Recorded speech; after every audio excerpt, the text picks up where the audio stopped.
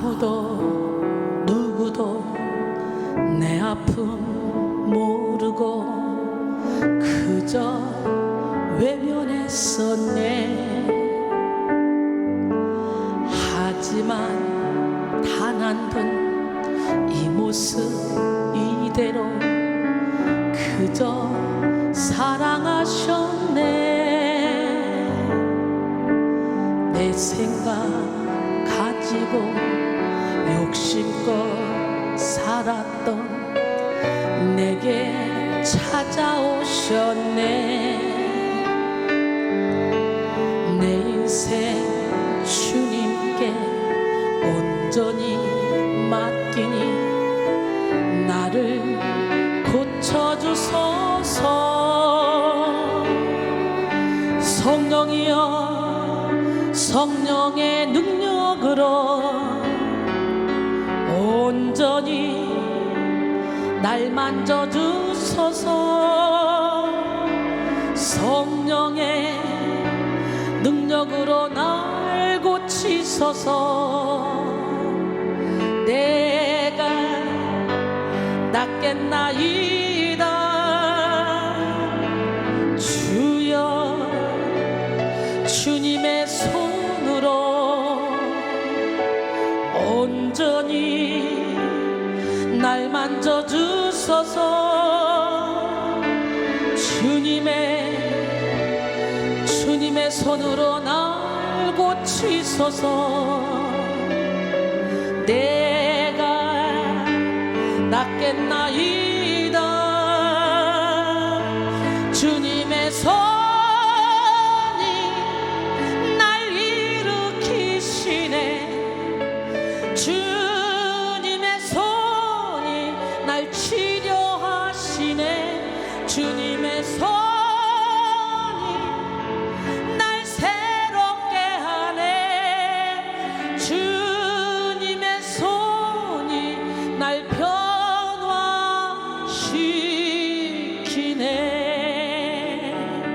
주님의 손이 날 일으키시네. 주님의 손이 날 치료하시네. 주님의 손이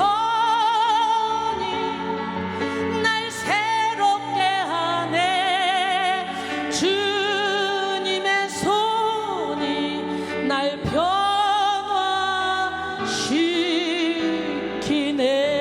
변화시키네. 할렐루야.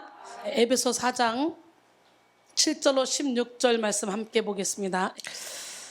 우리 각 사람에게 그리스도의 선물의 분량대로 은혜를 주셨나니 그러므로 이르기를 그가 위로 올라가실 때에 사로잡혔던 자들을 사로잡으시고 사람들에게 선물을 주셨다 하였도다. 올라가셨다 하였은즉 땅 아래 낮은 곳으로 내리셨던 것이 아니면 무엇이냐. 내리셨던 그가 곧 모든 하늘 위에 오르신 자니 이는 만물을 충만하게 하려 하심이라. 그가 어떤 사람은 사도로, 어떤 사람은 선자로, 어떤 사람은 복음 전하는 자로, 어떤 사람은 목사와 교사로 삼으셨으니 이는 성도를 온전하게 하여 봉사의 일을 하게 하며 그리스도의 몸을 세우려 하심이라. 우리가 다 하나님의 아들을 믿는 것과 아는 일에 하나가 되어 온전한 사람을 이루어 그리스도의 장성한 분량이 충만한 데까지 이르리니 이는 우리가 이제부터 어린아이가 되지 아니하여 사람의 속임수와 간사한 유혹에 빠져 온갖 교훈의 풍조에 밀려 요동하지 않게 하려 함이라.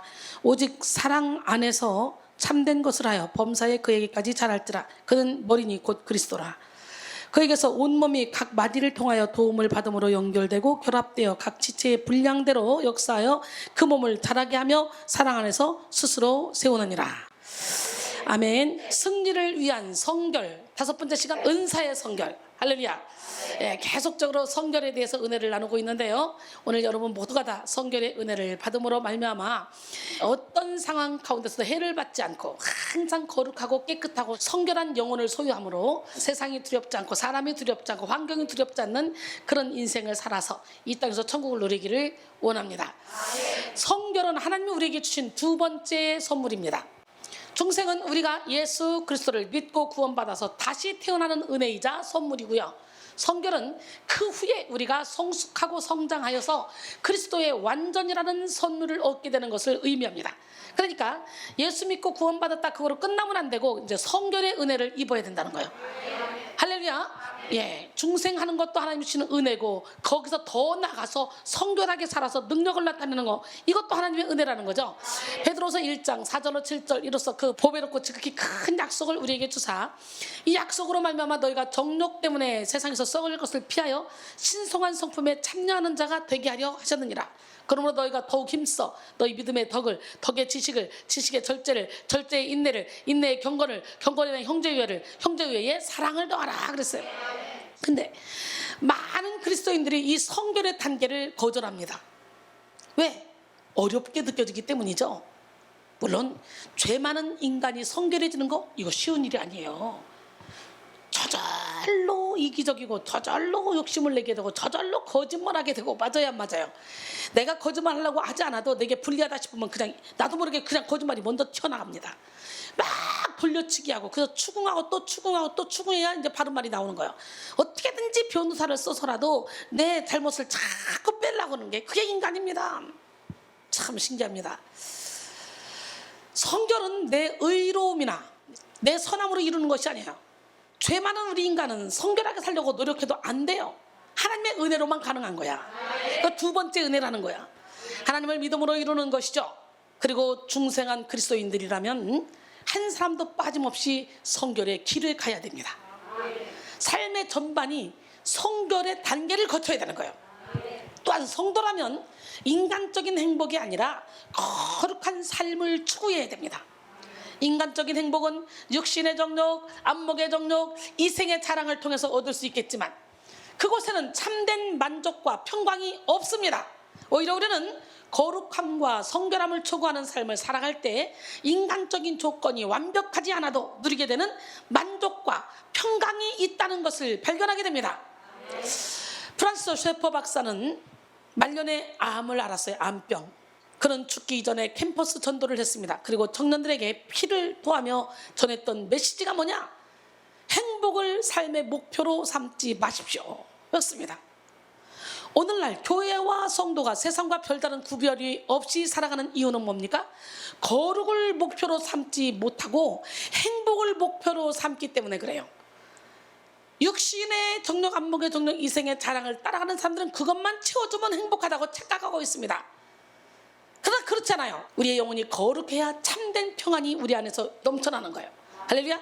성도들이 추구하는 행복이 예수 그리스도 안에서 거룩한 행복이면 좋죠. 그러나 그렇지 않은 경우가 더욱더 많습니다. 사랑하는 성도 여러분, 우리도 육적인 만족과 행복이 아닌 성결한 삶, 거룩한 삶을 살기 위해서 하나님 앞에 더욱더 가까이 나가야 될 줄 믿습니다. 우리 백성교회는 항상 성결을 강조합니다. 그리고 365일 매일매일 예배를 드리고 나면 나도 모르게 변해져 있고 정욕과 탐심을 십자가에 못 박는 것을 경험하게 됩니다. 시편 24편 3절로 6절 여호와의 산에 오를 자가 누구며 그의 거룩한 곳에 설 자가 누구인가? 곧 손이 깨끗하며 마음이 청결하며 뜻을 허탄한 데에 두지 아니하며 거짓 맹세하지 아니하는 자로다. 그는 여호와께 복을 받고 구원의 하나님께 의를 얻으리니 이는 여호와를 찾는 족속이요 야곱의 하나님의 얼굴을 구하는 자로다 그랬어요. 하나님은 성결의 길을 포기하지 않는 성도에게 반드시 여호와의 산에 오르게 하시고 여호와께 복을 얻게 하십니다.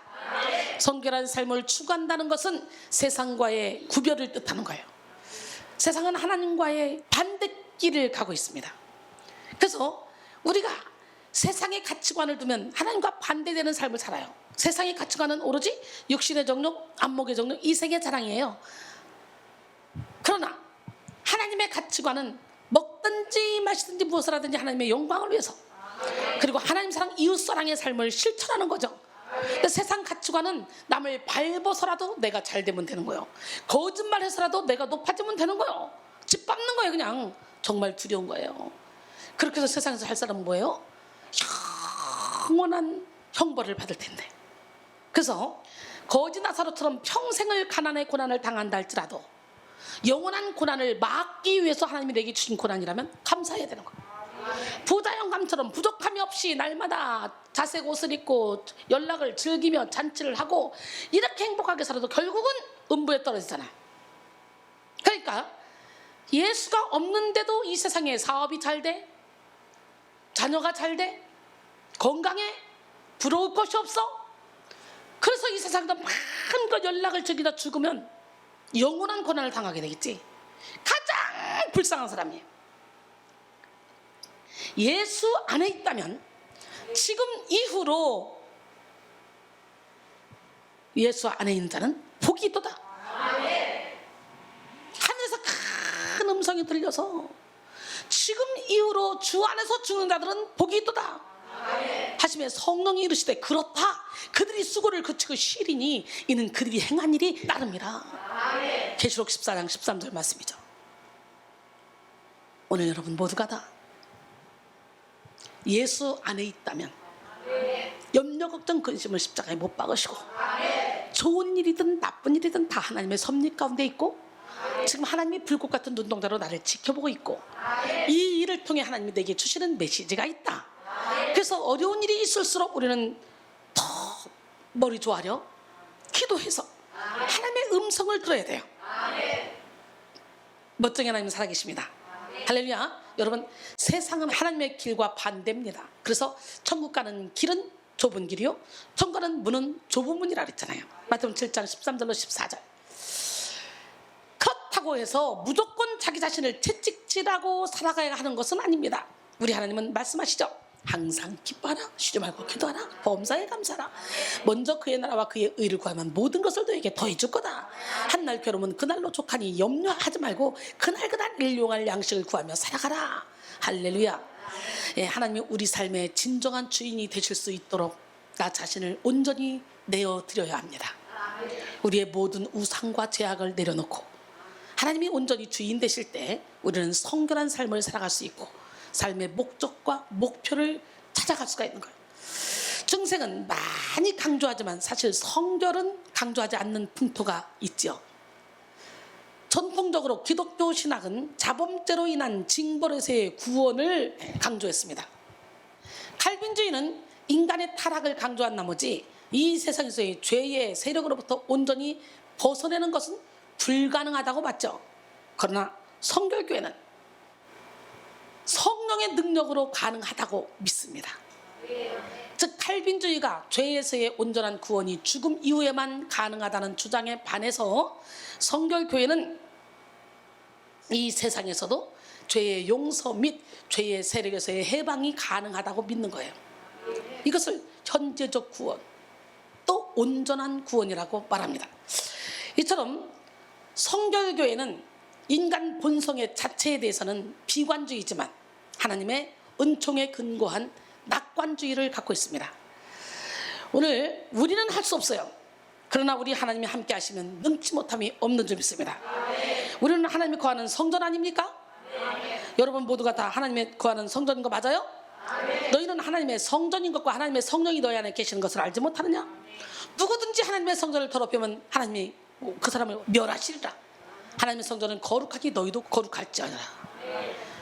그러니까 성령이 거하는 전이기 때문에 거룩해질 수가 있다는 거지. 우리 성결교에서는 이것이 고린도전서 3장 16절로 17절 말씀이잖아요. 오늘 이 시간에 성령의 능력에 힘입어 거룩해지는 우리 모두가 되기를 원합니다. 여러분, 성결해야만 성도가 성도다워질 수 있는 거예요. 성결해야만 교회가 교회다워질 수 있는 거예요.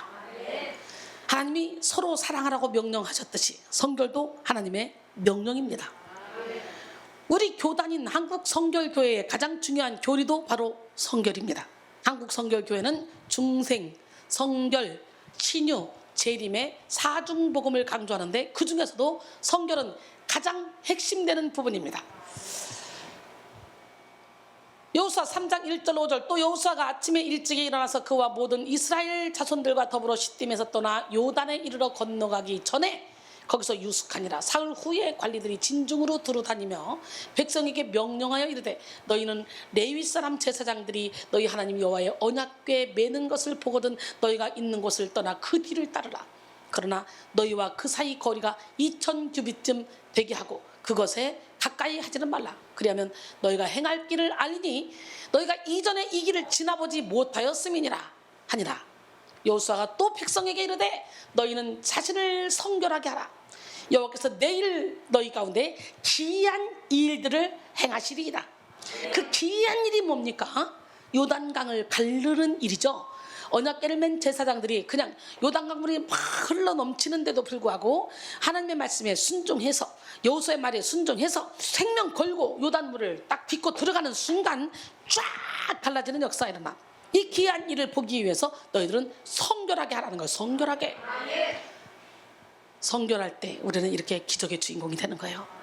이스라엘 백성들이 가나안 땅을 바로 눈앞에 두고 있을 때 주신 명령이 바로 너희 자신을 성결하게 하라. 오늘 여러분 기이한 일을 보고 싶습니까? 여러분 자신을 성결하게 하기를 원합니다. 이스라엘 백성들이 바로 요단강을 건너 하나님이 주신 약속의 땅으로 전진하고 싶었을 때 헬몬산에 만년설이 녹아서 요단강이 범람하고 있었던 시기였기 때문에 곧바로 들어갈 수가 없었어요. 이 시기에 이스라엘 백성들은 요단강의 범람이 끝나기만을 기다리며 초조했습니다. 그리고 응답을 주신 말씀이 바로 너희 자신을 성결하게 하면 기이한 일을 이루시겠다라는 거예요. 우리의 삶에도 우리가 도저히 건너지 못할 요단강 홍해가 있다면 어떻게 해야 되겠어? 우리 삶을 성결하게 하고 기도하면 우리 하나님이 길을 열어주시겠지. 할렐루야. 여러분, 우리 하나님 멋쟁이 하나님 살아계신데요, 하나님께 당장 응답을 간구하면 하나님은 인내하는 시간을 우리에게 허락하시고 우리로 하여금 성결의 도전을 주십니다. 일단 내가 하나님 앞에서 바로 서야 모든 일을 이루어 나가시는 질서를 배우게 되죠. 하나님이 우리들을 향해서 좋은 일을 예비하셨지만 내가 아직 복받을 그릇이 준비되지 않으면 그 기이한 일들을 볼 수가 없습니다. 성결은 히브리어로 카도시입니다. 카도시는 먼저 태운다라는 의미가 있어요. 성령의 불로 우리 안에 성결을 가로막는 염려, 걱정, 근심, 불안, 부정적인 생각, 불신앙, 죄악, 음란 등등 이 어둠을 싹 다 태워버려야 돼. 아멘. 바로 이 밤이 아멘. 우리 안에 있는 이 불신을 태워버리는 밤이 되길 원합니다. 마태복음 15장 18절로 20절, 입에서 나오는 것들은 마음에서 나오나니 이것이야말로 사람을 더럽게 하느니라. 마음에서 나오는 것은 악한 생각과 살인, 간음, 음란, 도둑질, 거짓 증언과 비방이니 이런 것들이 사람을 더럽게 하는 것이요 씻지 않는 손으로 먹는 것은 사람을 더럽게 하지 못하느니라 그랬어요. 여러분 마음에서 나오는 것들이 그게 여러분의 실체입니다. 시기가 나와, 질투가 나와, 욕이 나와, 그것이 여러분의 실체예요. 오늘 예수 이름으로 몰아내길 원합니다. 근데 이런 죄악의 속성들이 바로바로 태워진다면 얼마나 좋겠어요. 그러나 그렇지가 않아요. 우리가 하나님께 꾸준히 기도하며 의지를 내어 드려야 이런 죄악의 속성들이 태워지는데요, 한꺼번에 샥 태워두면 얼마나 좋겠어요.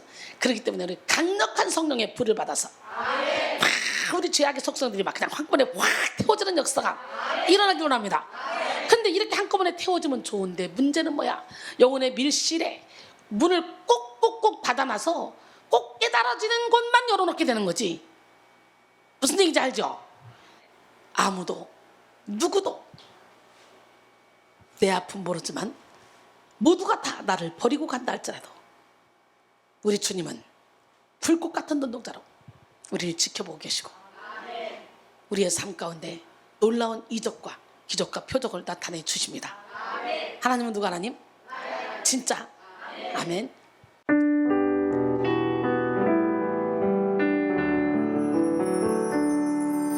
아무도 누구도 내 아픔 모르고 그저 외면했었네. 하지만 단 한 번 이 모습 이대로 그저 사랑하셨네. 내 생각 가지고 욕심껏 살았던 내게 찾아오셨네. 내 인생 주님께 온전히 맡기니 나를 고쳐주소서.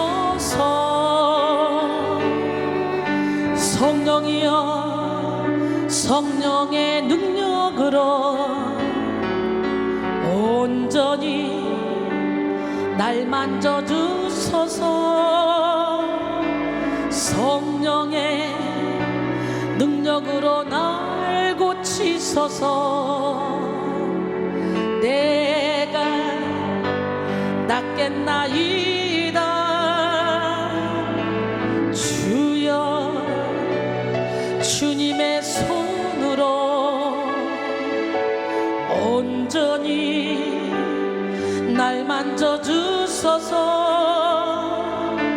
주님의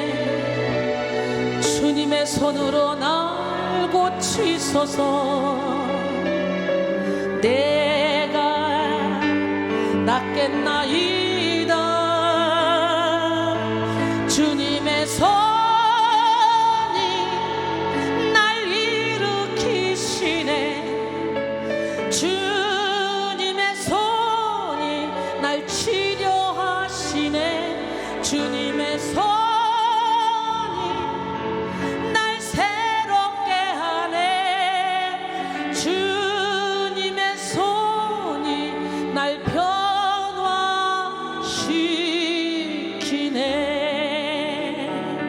주님의 손이 날 일으키시네. 주님의 손이 날 치료하시네. 주님의 손이 날 새롭게 하네. 주님의 손이 날 변화시키네.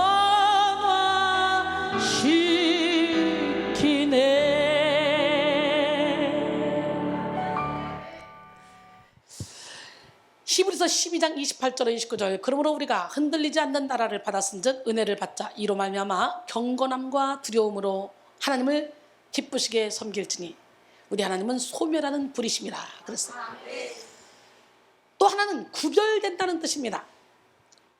여러분, 하나님은 이스라엘 백성들이 세상과 구별되기를 원하셨던 것처럼 우리도 떡으로만 사는 것이 아니라 하나님의 입에서 나오는 모든 말씀으로 살아가기를 원하십니다. 그것이 바로 구별된 삶이에요. 내 인생을 주도해 나가는 실체가 하나님이 되실 때 세상과 우리가 구별될 수가 있습니다. 내 생각과 내 방법 그리고 상처 또는 자랑이 나를 주도해 나간다면 결코 우리는 세상과 구별될 수가 없죠.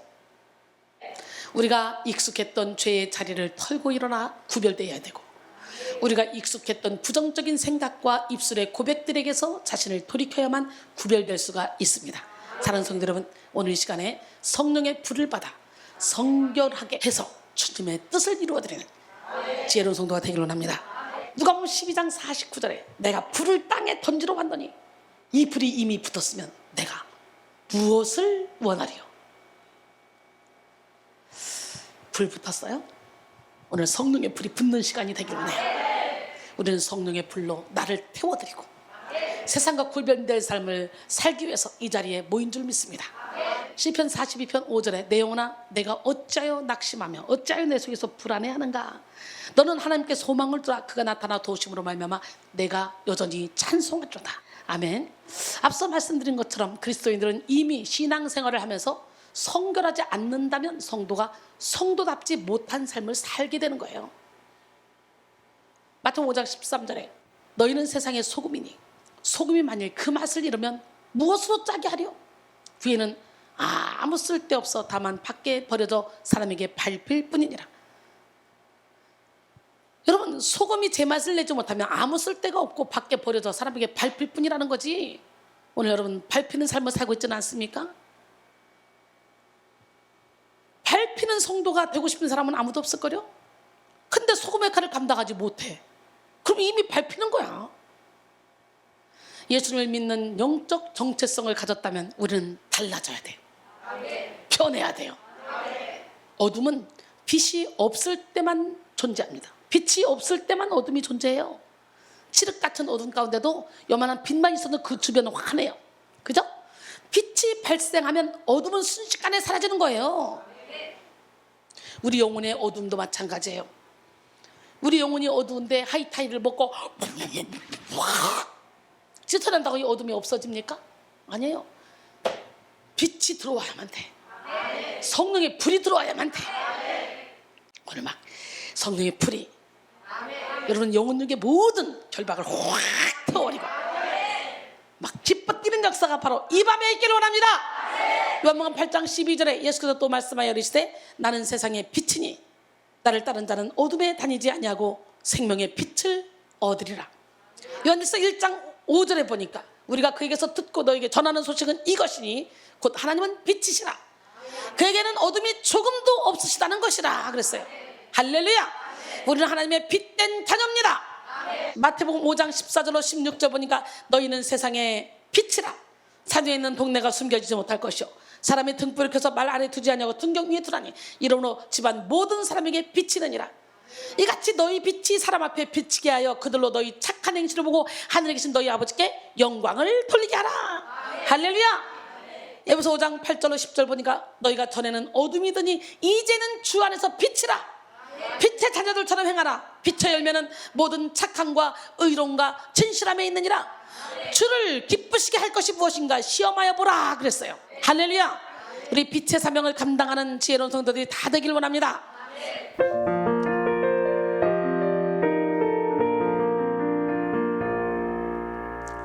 어두움 밝히시려 십자가 지신 주님이 계시기에 나 이렇게 조그만 불빛이 되어 이 세상 비추렵니다. 나의 길 가로막는 사람들이 있어 나에게 실망 주지만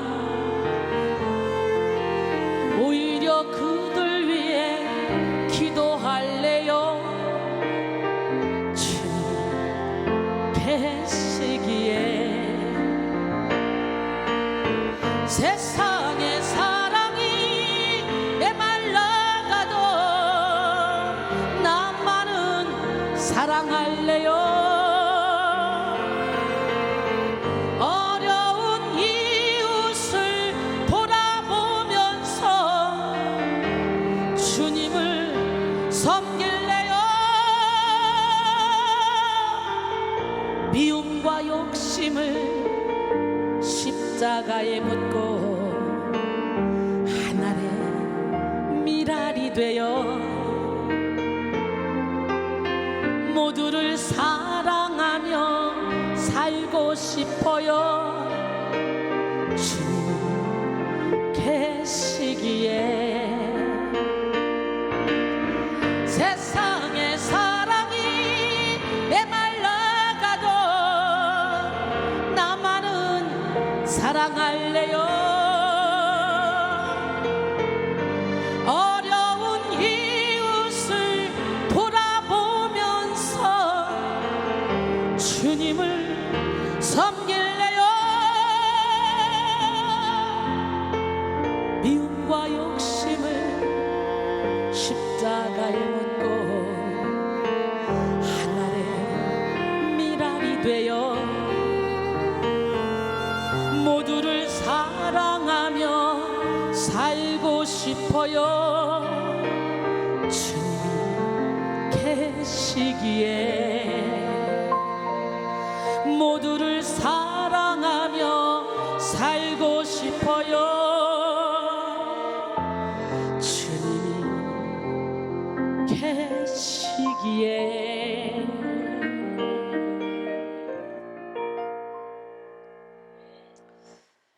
우리는 세상에서 빛과 소금의 역할을 감당하며 우리의 행실을 통해 그들을 하나님께로 인도하는 축복의 통로가 되어야 됩니다.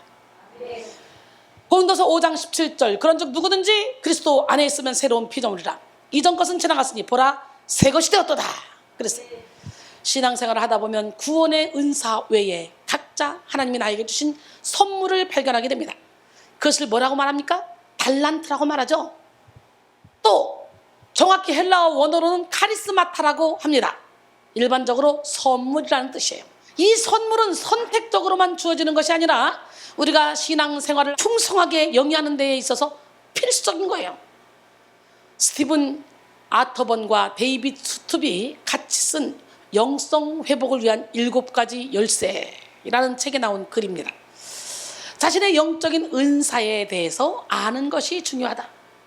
그렇게 되면 하나님 나라를 위해 우리의 시간과 재능과 재정적인 능력을 보다 효과적으로 사용할 수 있기 때문이다. 또한 은사를 사용하여 하나님께서 우리에게 맡기신 일을 수행할 때에 성취감을 느낄 수 있기 때문이다. 사람들은 자주 자신들이 무능하거나 쓸모없거나 무가치하다고 생각한다. 그러나 이 모든 부정적인 감정을 걷어내면 누구에게나 그 속에 한 가지 이상의 재능이 묻어 있다. 우리가 이런 재능을 인정하고 교회를 든든히 세우는 데 사용할 때 우리에게 있던 많은 부정적인 감정은 사라지게 된다.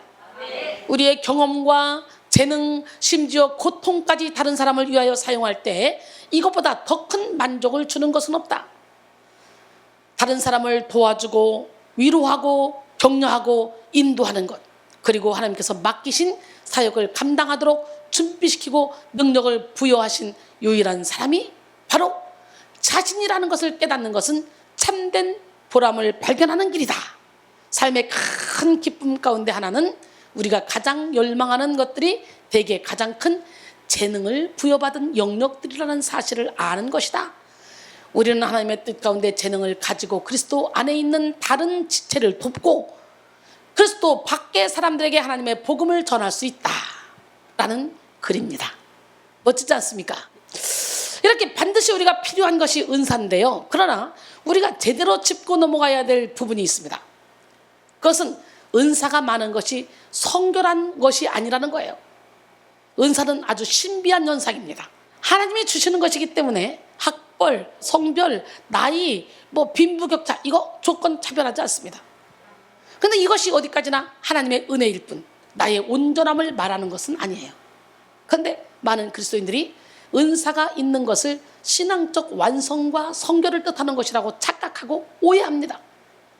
은사는 하나님의 영광과 성도의 유익을 위해서 주시는 것임을 다시 한번 깨닫고 은사를 겸손하게 사용하는 지혜로운 성도들이 다 되기를 원합니다.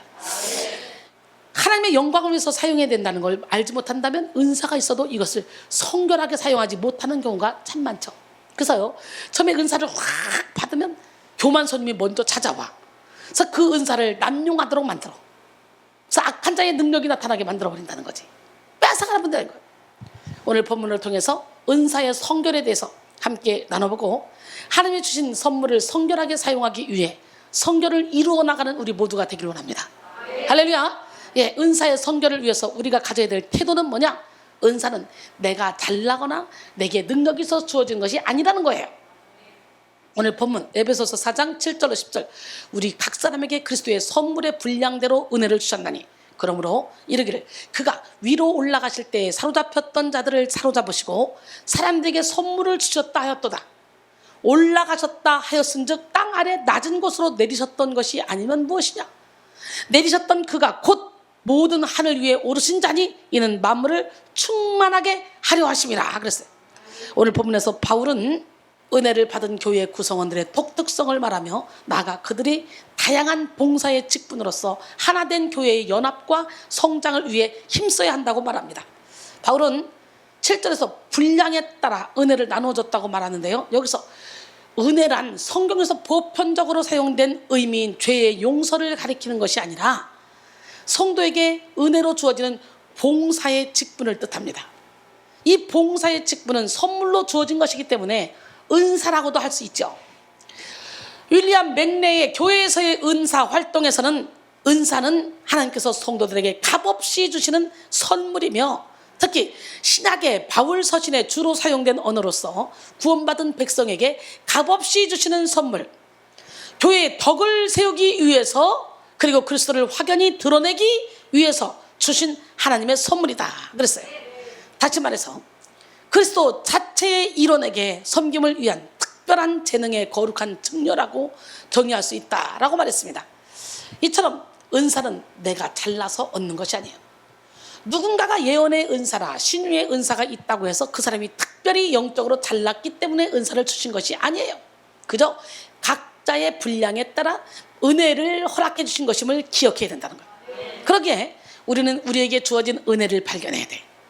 이 은혜는 우리의 문제 안에, 상처 안에, 위기 안에, 과거, 현재, 미래 안에 모든 순간순간 그 모든 곳에 있습니다. 그래서 하나님은 때로는 인생의 벼랑 끝에까지 갖다 놓고 철저히 나에 대해서 절망하고 내가 소망이 없다고 느낄 그때에 다가오셔서 손을 잡아주잖아요. 하나님은 연약한 우리에게 넘치도록 은혜를 부어주셨습니다. 요나가 있던 바다에는 폭풍과 큰 물고기가 함께 있었고, 아브라함이 올라갔던 모리아산에는 이삭과 수량이 함께 있었습니다. 다니엘의 사자굴에는 굶주린 사자와 하나님의 사자가 함께 있었습니다. 그리고 모세의 광야에는 척박함이 만나와 함께 있었어요. 그렇습니다. 우리가 살아가는 이 세상은 위험과 고난이 끊이지 않습니다. 하지만 하나님께서는 우리에게 은혜를 주셨기 때문에 우리는 겸손한 마음으로 주신 은혜에 감사하며 살아야 돼요. 하나님이 주신 은사를 자신을 자랑하는 데 쓰는 순간 은사는 성결해지지 못합니다. 오직 하나님의 은혜가 은사의 원천이라는 걸 깨닫기를 원합니다. 은사를 제대로 사용하지 못하는 사람들의 특징은 뭐냐? 은사를 자신을 높이는 데 사용하는 사람이죠. 하나님의 전적인 은혜로 은사가 주어진 것을 알지 못하고 나에게 특별한 재능이나 탤런트, 능력이 있는 것으로 생각하는 그 순간 은사는 성결하게 사용할 수가 없습니다. 은사는 소유가 아니라 사용이죠. 은사를 갖고 있는 것 자체로 자랑하지 말아야 돼요. 혹시 여러분 가운데 은근히 은사를 뽐내고 자랑하고 싶은 마음이 있다면 조심해야 돼. 사탄은 은사를 자랑하고 싶어하는 자의 마음에 교만을 심어주고 특권의식, 우월의식에 빠지게 합니다. 우월감에 빠진 자는 자신이 가진 은사를 하나님을 위해 쓰기보다는 자신을 높이는 데 사용합니다. 이런 사람의 은사는 더 이상 하나님으로부터 온 것이 아닐 수가 있다는 거지. 하나님의 은사는 철저히 겸손과 사랑, 이 겸손과 사랑에 기반하여 오직 영혼을 살리고 하나님 나라 확장에 초점이 맞춰져서 열매를 맺는 삶을 살게 합니다. 은사를 교회와 성도에게 덕을 끼치고 영혼을 살리는데 아낌없이 사용할 때 하나님이 그의 은사를 통해서 복음의 영향력을 확장시켜 주십니다. 하나님은 각 사람의 은사를 대할 때 어떤 중심으로 대하는지 다 지켜보고 계십니다.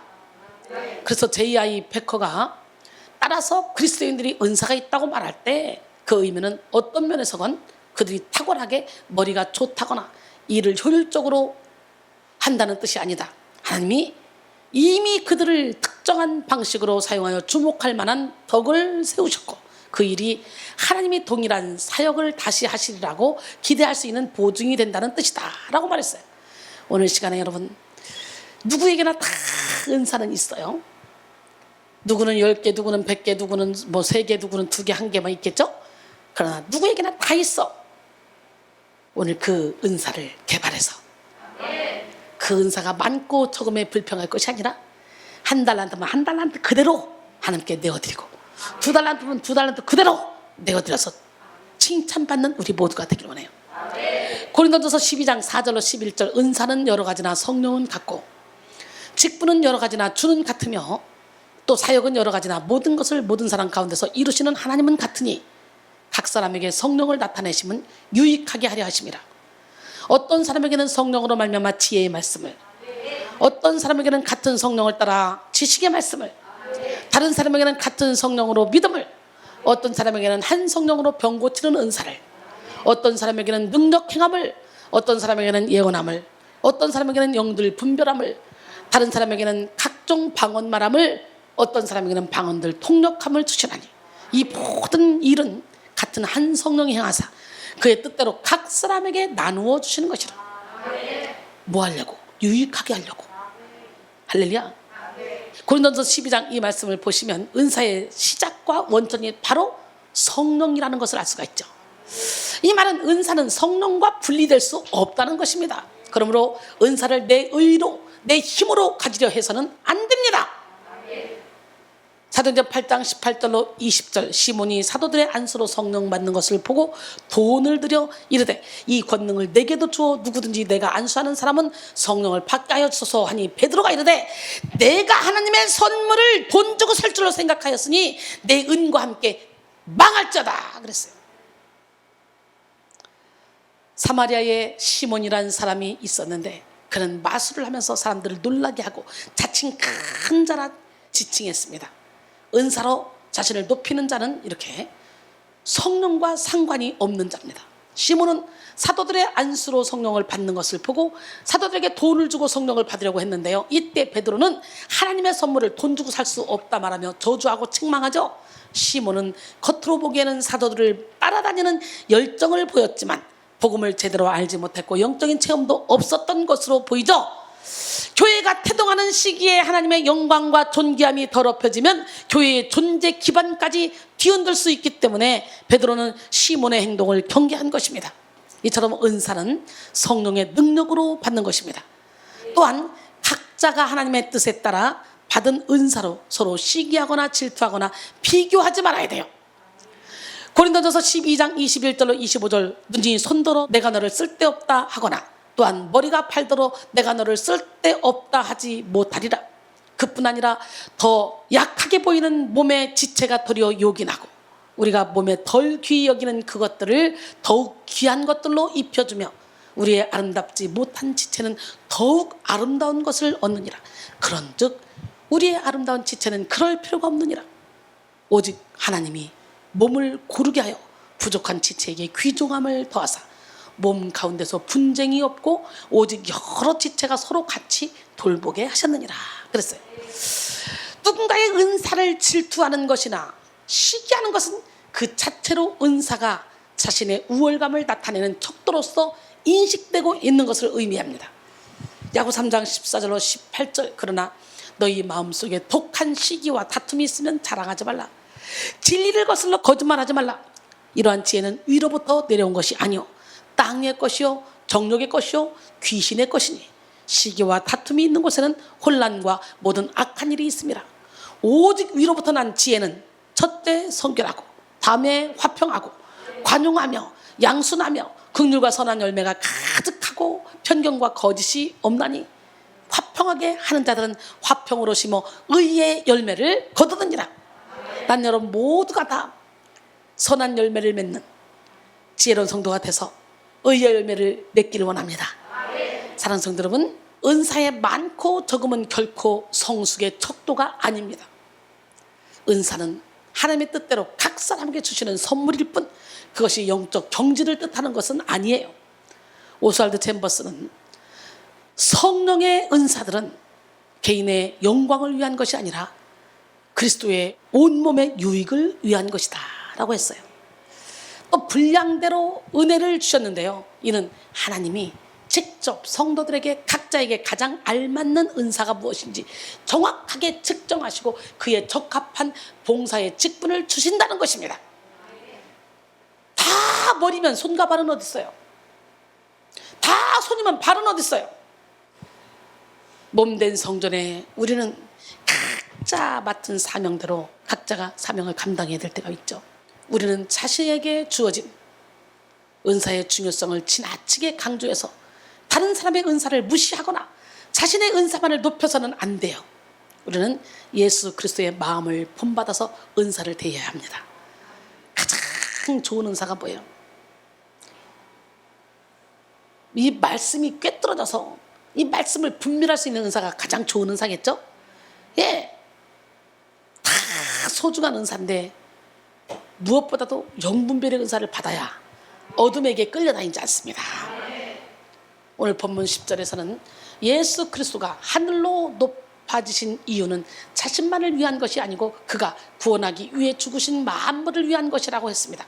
여기서 충만하게 해당하는 플레로우는 가득 채우다 라는 의미와 더불어 완전하게 하다, 완성하다 라는 의미를 가지고 있습니다. 즉 예수님은 우리를 완전하게 하시기 위해 하늘로 올라가신 거예요. 예수님은 이 땅 가운데 낮아지신 것도 하늘 위로 들림받으신 것도 다 우리를 위하여 행하셨습니다.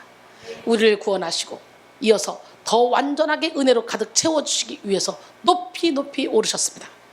요한복음 16장 7절로 8절에 그러나 내가 너에게 실상을 말하노니 내가 떠나가는 것이 너희에게 유익이라. 내가 떠나가지 아니하면 보혜사가 너희에게로 오시지 아니할 것이요 가면 내가 그를 너희에게로 보내드리니 그가 와서 죄에 대하여 의에 대하여 심판에 대하여 이 세상을 책망하시리라. 할렐루야.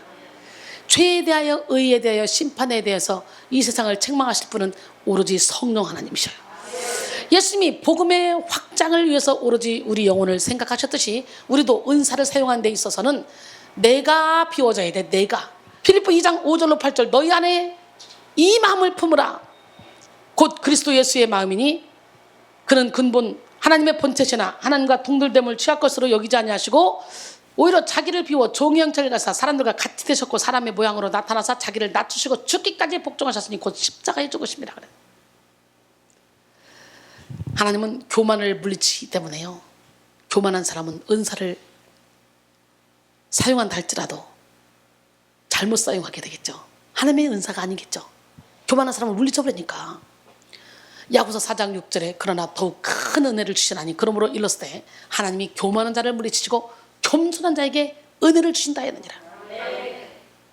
한영태 박사님은 은사의 오용, 남용을 피하고 또 그로 인한 폐해를 예방하기 위해서는 은사가 언제나 공동체 안에서 공동체를 위하여 주어진 것임을 잊지 말아야 한다라고 하며 성령의 은사는 지금도 주어지고 있다.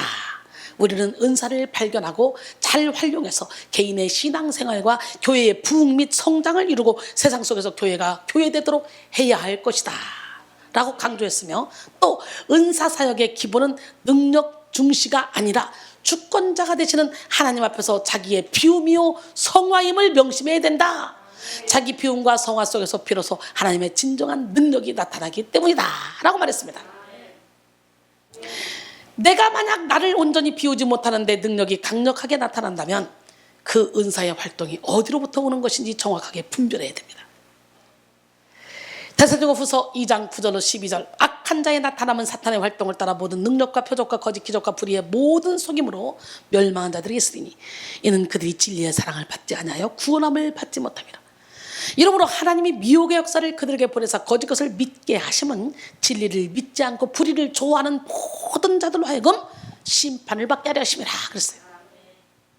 은사가 성결하게 쓰임받지 못하도록 막는 모든 원흉은 뭐냐? 바로 자아입니다. 자아. 그러니까 열매를 맺지 못하는데 막 능력이 나타나. 이거는 하나님이 주신 능력이 아니라는 걸 알아야 돼. 그래서 열매로 볼 수 있는 거야. 참 선자인지 거짓 선자인지. 내가 잘났다고 생각하고 나로부터 능력이 파생된다고 생각하는 그 순간부터 모든 은사가 성결함을 잃어버립니다. 할렐루야. 그 다음에 은사의 성결을 위해서 우리가 가져야 될 태도는 은사는 성도와 교회가 그리스도의 장성한 분량에 이르도록 돕는 도구라는 거예요.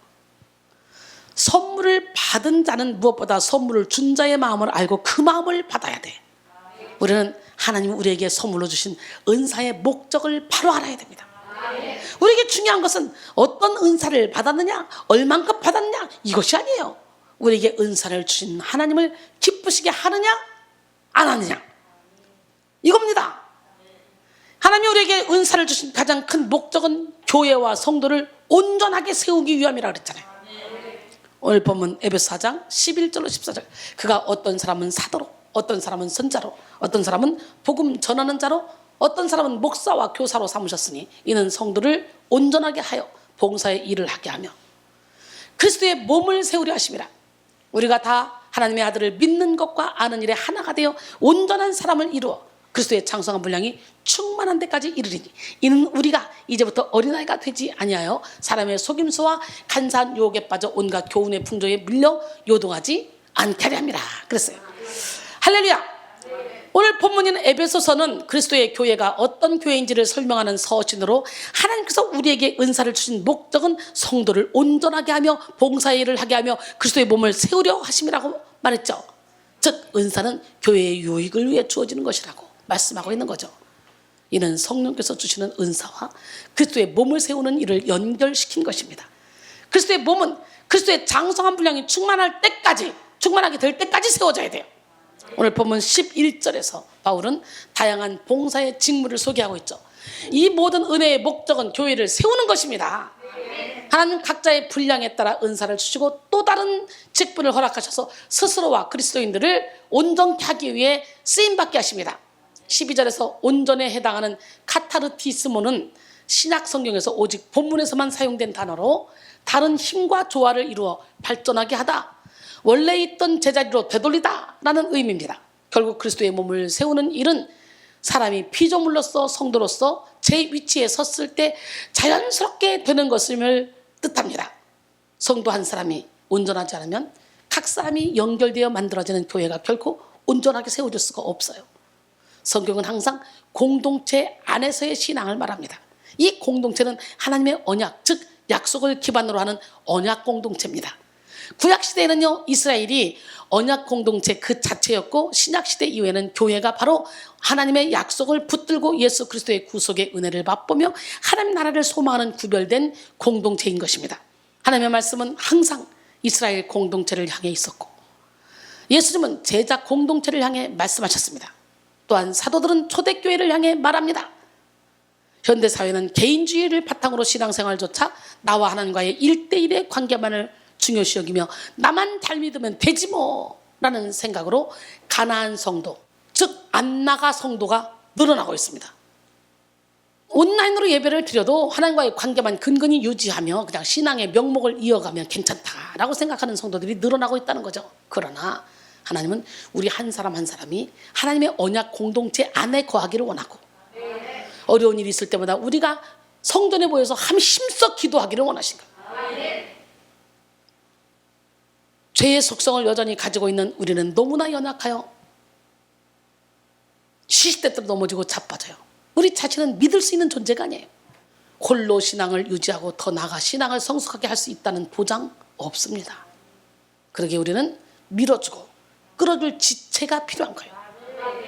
우리는 주님의 몸인 교회에 붙어 있어야 영적 생명이 공급되고 분별력이 생기고 신앙의 성숙을 이뤄갈 수가 있습니다. 갈바르트는 공동체를 세울 때야 지체인 나도 나 자신을 세울 수 있다라고 말했습니다. 공동체인 교회는 하나님께서 우리의 신앙의 승리를 위해 허락하신 귀한 선물입니다. 백성이란 공동체, 영혼의 셈이라는 공동체에 우리를 묶어주셨기 때문에 이렇게 밤이 맞도록 우리가 함께 예배를 드리며 이 부족한 종이 기뻐하고 즐거워하는 이 은혜를, 주 안에서 항상 기뻐하고 즐거워하는 이 은혜를 여러분들도 동일하게 같이 느끼고 있지 않습니까? 공동체인 교회는 하나님께서 우리의 신앙의 승리를 위해서 허락하신 귀한 선물입니다. 하나님께서 하나로 묶어주신 공동체 안에서 신앙의 완주를 이루고 참된 승리를 이루는 우리 모두가 되길 원합니다. 은사는 성령께서 하나 되게 하신 것을 힘써 지키도록 주신 하나님의 도구입니다. 레슬리 B. 플리는 자신의 책 성령의 19가지 은사라는 책에서 은사는 사랑 안에서 발휘되어야 할 뿐만 아니라 성도들을 세워줘야 합니다.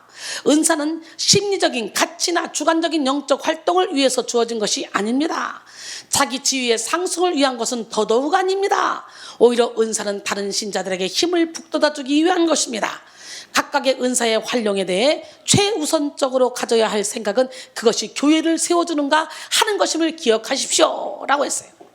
할렐루야. 각자 가진 은사는 교회를 세우기 위한 합력해서 하나님은 각 사람에게 은사를 주시고 그 은사를 통해서 스스로가 온전한 분량에 이룰 수 있도록 전진하게 하십니다. 은사는 우리가 사명을 잘 감당하기 위해서 주어진 것으로서 우리 스스로의 신앙을 굳게 세워나가게 하는 도구이며 또한 성도와 교회에 덕을 끼치는 도구로서 아주 귀한 것입니다. 여러분, 우리가 여기서 서울 갈 때 걸어서도 갈 수 있어요. 그지 며칠 걸릴지 모르지만 옛날에는 한양이라면서 걸어 다녔잖아, 과거로. 그러나 버스를 탈 수 있고 트럭을 탈 수 있고 걸어갈 수 있고 택시 탈 수 있고 비행기도 탈 수 있고 KTX 탈 수 있잖아요. 그런 것처럼 은사는 뭐예요? 비행기 타는 거야. 은사는 뭐예요? 포크레인이야. 그러니까 이왕이면 은사를 갖고 신앙생활하는 게 훨씬 좋겠지. 받으세요. 지혜의 말씀, 지식의 말씀, 믿음의 은사, 능력의 은사, 병 고치는 은사, 예언하는 은사, 영들 분별하면서 각종 방문하면서 방언들 통역하면서 사랑이라고 합병인데 자비영선 청성원요 절대 은사를 오늘 다 주님께로부터 받아서 열매 맺는 삶을 사는 우리 모두가 되기를 원합니다. 전쟁 같은 같은 삶 속에서 승리하고 또 성장하기 위해서 은사는 반드시 필요한 거예요. 삶은 전쟁인데 무기가 없으면 어떻게 되겠습니까? 하나님께서는 기드온의 32,000명의 군사 중에서 300명만 남기셨어. 그들은 전쟁에서 양손에 횃불과 나팔을 쥐고 이렇게 외쳤습니다. 사사기 7장 20절에 세대가 나팔을 불며 항아리를 부수고 왼손에 횃불을 들고 오른손에 나팔을 불며 외쳐 이르되 여호와와 기드온의 칼이다.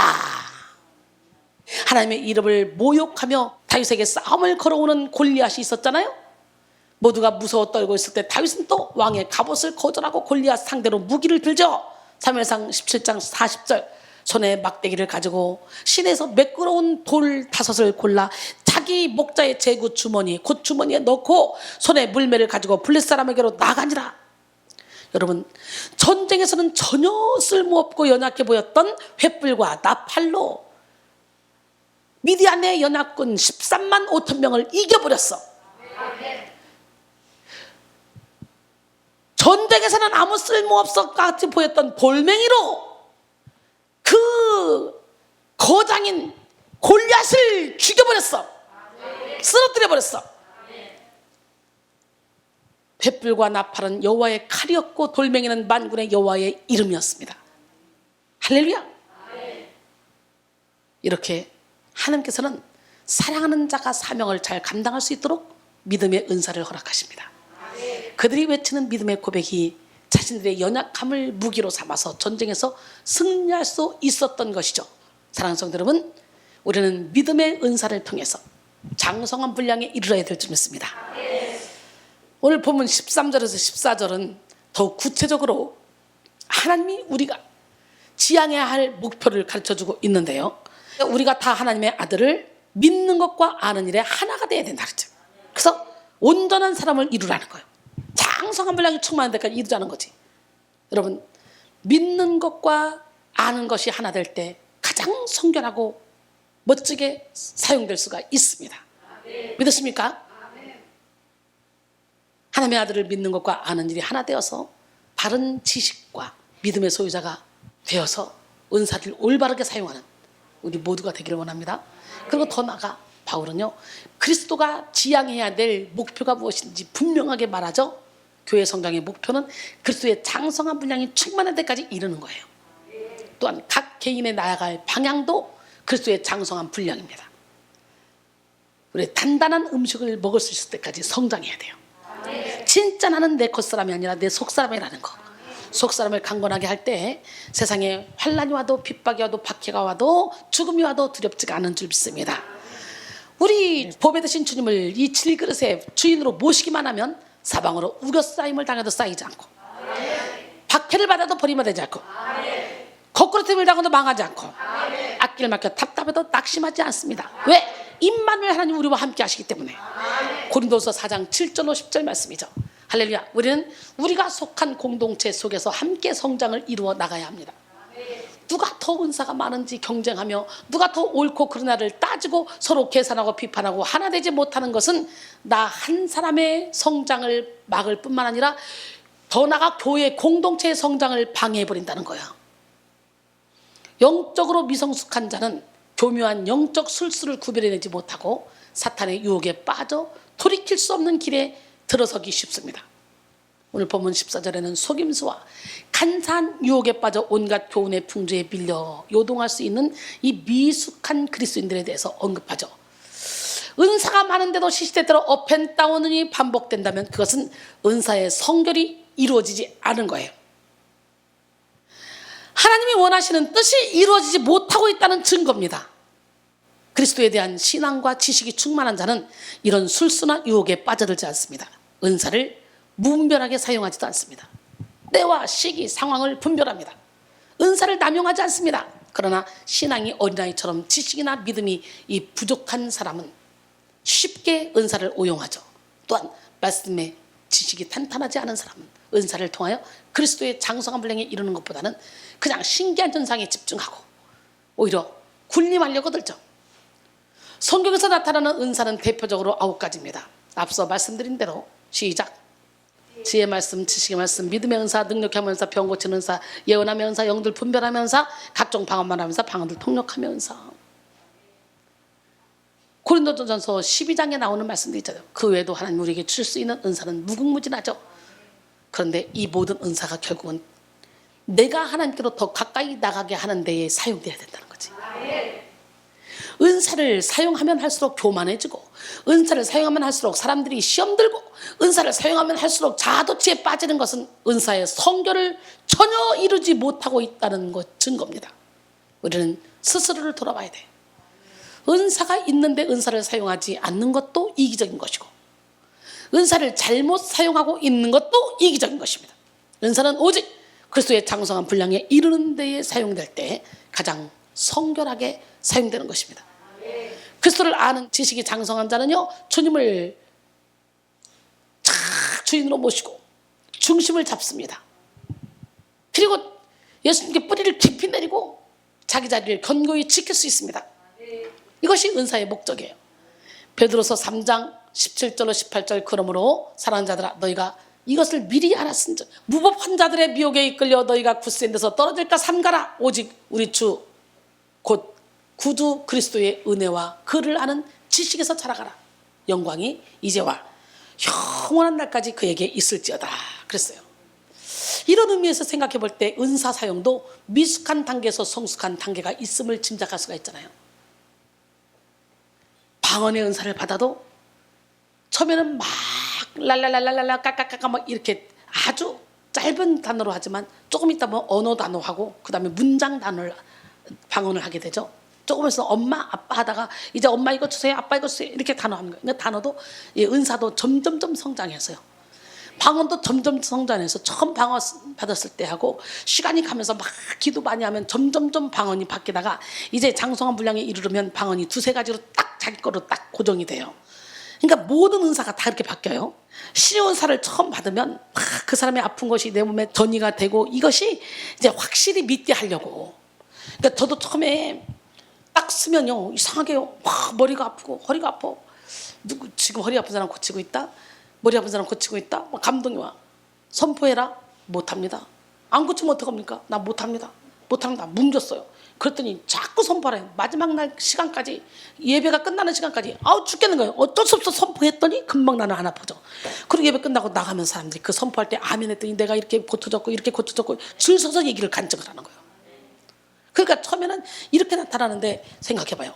요 설교한다고 막 설교하는데 온몸에서 그 여러분의 아픈 것을 느껴진다고 생각하면 얼마나 힘들겠어. 해산하는 수고지. 하나님 나 이러다 죽을 것 같아요. 느낌으로만 알게 도와주세요. 그 어느 순간에는 슉 아픈 통증이 슉 지나가기만 하더라고. 그 선포하면 병이 고쳐지더라고. 이제는 슉 지나가는 것도 힘들어. 나 이제 다 알았으니까, 하나님 쌓이는 거 알았으니까 감동만 주세요. 그랬더니 이제 어느 순간에 또 감동으로 그냥 이거 딱 떠올라요. 어디 앞 사람 고친다, 어디 사람 고친다, 감동이 선포하면 또 고쳤다 그러는 거예요. 이렇게 은사도 계속 발전이 되는 거예요. 장성한 분량에 이르는 믿음까지. 오늘 시간에 각종 은사를 다 받는 시간이 되길 원해요. 자라간다는 것은 성장의 여지가 필요하다는 것을 의미합니다. 그리스도의 장성한 분량도 아직 다 채워지지 못한 상태에서 온전히 채워지는 상태로 나가는 것을 의미하죠. 하나님 우리에게 주신 은사를 올바르게 사용하는 것도 아직 그리스도의 분량이 채워지지 않은 미숙한 상태에서 그리스도의 장성한 분량까지 채워지는 성숙한 형태로 성장해야 합니다. 그래서 처음부터 은사를 성숙한 형태로 쓰는 것이 아니라 점점 더 하나님이 주신 은사를 바르고 아름답고 품위 있게 사용할 수 있는 성숙한 믿음의 소유자가 되어야 합니다. 그렇게 질서의 하나님을 배워가야 되는 거예요. 그리고 그런 모습들이 교회에서 보여질 때 우리는 덕을 끼칠 수 있고 본이 될 수 있습니다.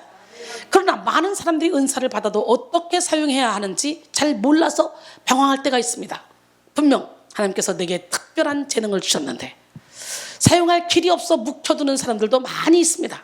그래서 자신의 은사를 활용하지 못하고 영적인 실업자가 되어 교회에서 봉사할 기회조차 갖지 못한 성도들이 점점 증가하고 있습니다. 이들은 하나님이 주신 은사를 묻어둔 채 교회에서 단지 방관자적인 태도를 보이기도 하죠. 이것은 잘못된 것이며 성도마다 자신의 은사는 발휘되어야 한다는 걸 우리는 알아야 돼요. 은사는 소유가 아니라 사용입니다. 우리 백성교회는 각자가 받은 은사를 마음껏 사용할 수 있는 그런 기적의 현장입니다. 몰랐던 재능이 예배 중에 발견되기도 하고 잠재의식 속에 묻어뒀던 은사가 개발되어지기도 합니다. 그러므로 우리는 매일매일 예배의 현장에 나와서 하나님께서 맡기신 은사를 개발하여 마음껏 활용하고 서로가 서로를 이끌어주는 아주 멋진 공동체를 만들어야 합니다.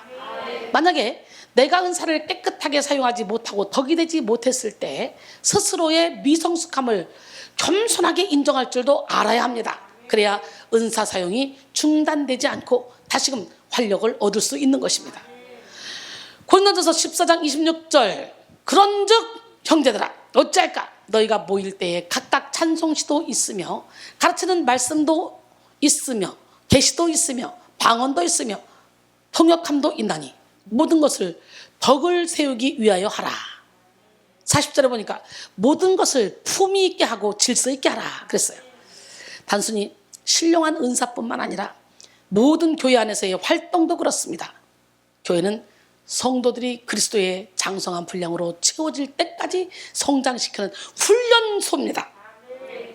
광야 학교입니다. 존 머레이는 실제로 개인의 성장은 성령과의 교제와 마찬가지로 교회와의 교제 없이는 일어나지 않는다. 신자들은 결코 독립된 단위로서 존재하지 않는다라고 말합니다. 영혼이 하나님께 초점을 맞추고 온전해지는 것이 모든 신앙 활동의 목표가 되어야 합니다. 일이 먼저가 되거나 아니면 봉사가 먼저 되어도 안 돼요. 은사의 나타남이 먼저가 되어도 안 돼요. 그 영적 우선순위를 잘 기억할 때 우리는 은사를 성결하게 아름답게 사용할 수가 있는 거예요. 어떤 은사를 받았든지 성결의 은총을 받아 성숙에 이르면 더욱더 큰 은사인 사랑의 은사를 사모하게 됩니다. 할렐루야. 어떤 은사보다도 사랑의 은사가 최고 은사입니다. 고린도전서 12장 31절에 너희는 더욱 큰 은사를 사모하라. 내가 또한 가장 좋은 길을 너희에게 보이리라 그랬어요. 고린도전서 13장 1절로 3절 내가 사람의 방언과 천사의 말을 할지라도 사랑이 없으면 소리나는 구리와 울리는 꽹가리가 되고 내가 예언하는 능력이 있어 모든 비밀과 모든 지식을 알고 또 산을 옮길 만한 모든 믿음이 있을지라도 사랑이 없으면 내가 아무것도 아니요 내가 내게 있는 모든 것으로 구제하고 또 내 몸을 불사르게 내줄지라도 사랑이 없으면 내게 아무 유익이 없느니라 그랬어요. 할렐루야. 예수님은 그 자체로 사랑이시며 사랑은 율법의 완성입니다. 하나님 우리에게 은사를 허락하시는 목적은 결국 예수님의 사랑을 담아 그 사랑을 나타내기 위함입니다. 할렐루야. 예, 골로새서 3장 13절로 14절 누가 누구에게 불만이 있거든 서로 용납하여 피차 용서하되 주께서 너희를 용서하신 것 같이 너희도 그리하고 이 모든 것 위에 사랑을 더하라. 이는 온전하게 매는 띠니라 그랬어요. 그 다음에 은사의 성결을 위해서 우리가 가져야 될 태도 세 번째, 은사는 목적지가 아니라 연결점으로 인식할 때 성결하게 사용할 수 있다는 것이죠. 은사는 목적지가 아니에요. 연결점이에요. 연결점. 어떤 연결점? 주님께로 가기 위한. 에베소서 4장 15절로 16절 오직 사랑 안에서 참된 것을 하여 범사에 그에게까지 자랄지라. 그는 머리니 곧 그리스도라. 그에게서 온몸이 각 마디를 통하여 도움을 받음으로 연결되고 결합되어 각 지체의 분량대로 역사하여 그 몸을 자라게 하며 사랑 안에서 스스로 세우느니라 그랬어요. 저는 항상 나는 죽고 예수로 사는 것을 강조하는데요, 그와 관련해 은사에 대해서 여행 가는 길로 많이 비유하죠. 우리 신앙 여정은 여행과도 같습니다. 장성한 분량에 이르는 목적지, 신의 성품에 이르는 목적지, 예수 그리스도를 닮아가는 그 삶의 목적지, 그 목적지를 향해 열심히 가는 도중에 잠깐 들리는 휴게소와 같은 거야. 은사는 아이스크림도 먹고 호두과자도 먹고 그렇게 쉼을 얻으며 더 나아갈 힘을 얻게 하는 시간이 바로 은사입니다. 근데요, 휴게소에서 먹는 음식이나 아이스크림이 좋다고 목적지를 잊어버리고 밤새도록 거기에만 머무르면 어떻게 되겠어요? 결코 전진할 수가 없겠죠. 시은사 받아 기도해줬더니 막 사람들이 병이 고쳐지네. 아이고 신나네. 그러니까 목적지 안 가고 그 짓만 하고 있는 거야. 그러니까 은사주의에 빠지는 거지. 그게 중요한 게 아니라는 거지. 그러나 그런 은사가 있어야 사람들이 믿으니까 그 도구를 사용해야 되는 거예요. 할렐루야. 주께서에서 먹는 음식이 좋다 거기 머무르면 결코 전진할 수가 없어. 목적지에 도달할 수가 없어요. 은사는 목적지가 아니라 연결점이라는 바른 이해가 필요하다는 거예요. 우리는 은사를 통해 그리스도에게까지 자라가야 합니다. 우리는 성품, 인격, 행동 등 모든 면에 있어서 목표점을 예수님께 둬야 돼. 그리스도인의 성장 목표는 완전하신 그리스도입니다. 할렐루야. 예수를 닮아야 돼요. 마가복음 16장 15절로 20절 보니까 또 이르시되 너희는 온 천하에 다니며 만민에게 복음을 전파라. 믿고 세례를 받는 사람은 구원을 얻을 것이요 믿지 않는 사람은 정죄를 받으리라. 믿는 자들에게 이런 표적이 따르리니 곧 그들이 내 이름으로 귀신을 쫓아내며 새 방언을 말하며 뱀을 집어올리며 무슨 독을 마실지라도 해를 받지 아니하고 병사매에 손 얹으즉 나으리라 하시더라. 주 예수께서 말씀을 마치신 후에 하늘로 올려주사 하나님 우편에 앉으시니라.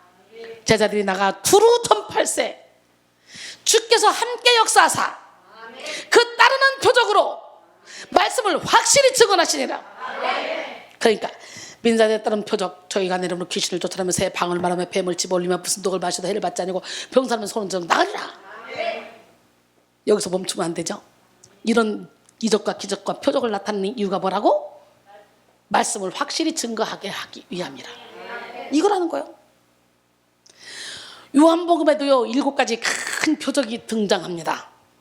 물로 포도주를 만든 질적 변화의 기적, 왕의 신하의 아들을 고친 공간을 초월한 기적, 38년 된 병자를 고친 시간을 초월한 기적, 5,000명을 먹이신 양을 초월하는 기적, 무리를 거르신 자연 법칙을 넘어서는 기적, 라면서 소경된 자를 고친 운명을 초월하는 기적, 죽은 나사로를 살리신 죽음을 초월하는 기적.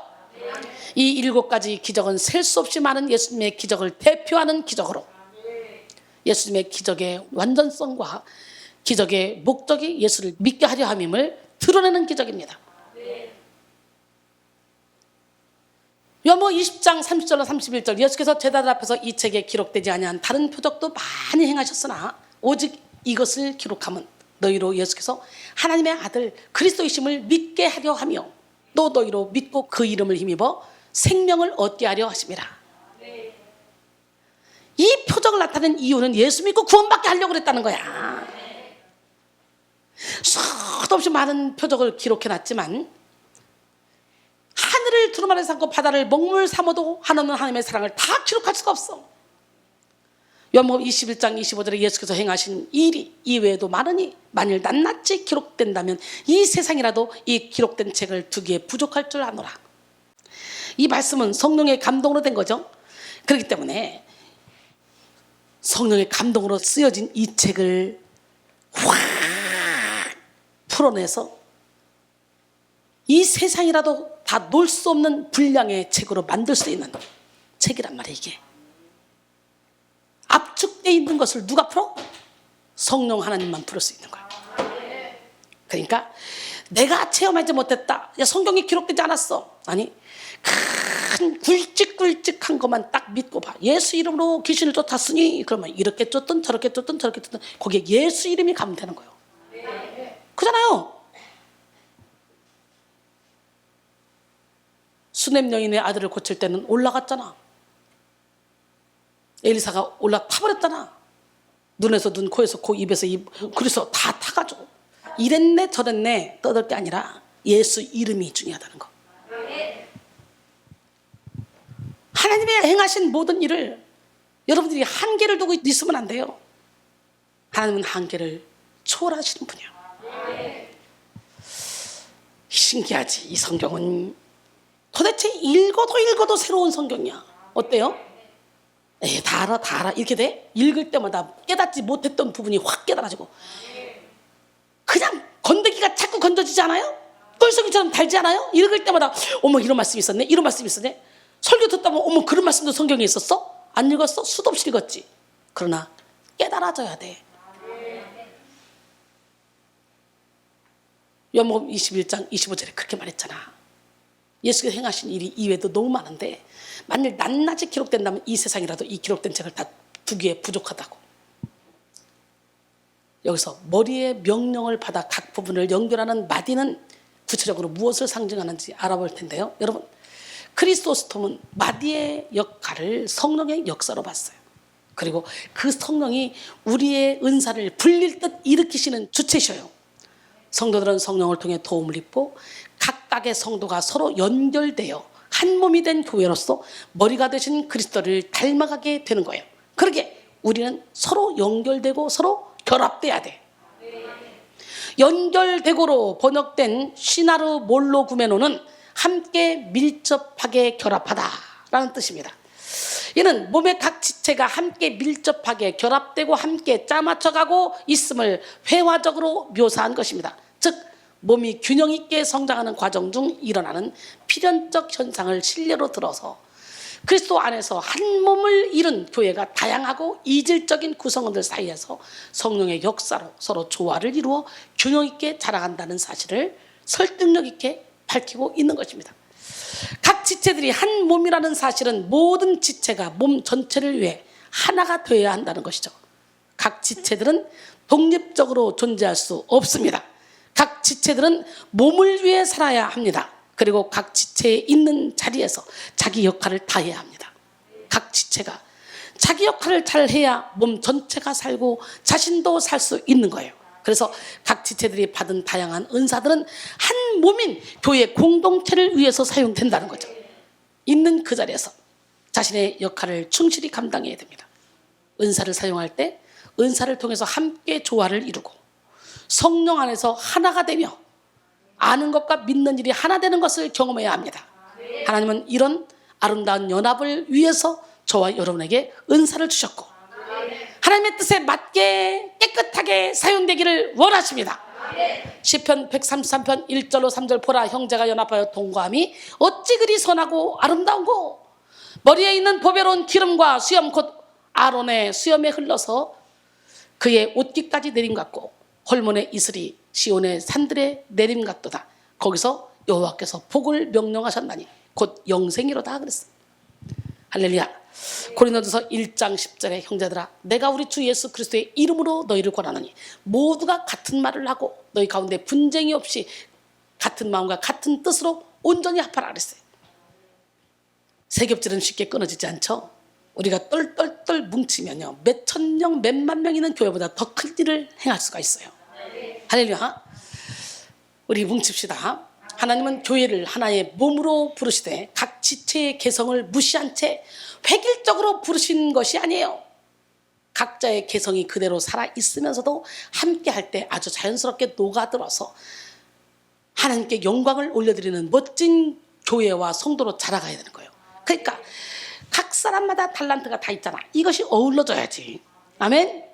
한국 교회에서 소위 은사주의라고 하는 신앙적 형태가 참 많이 나타났는데요.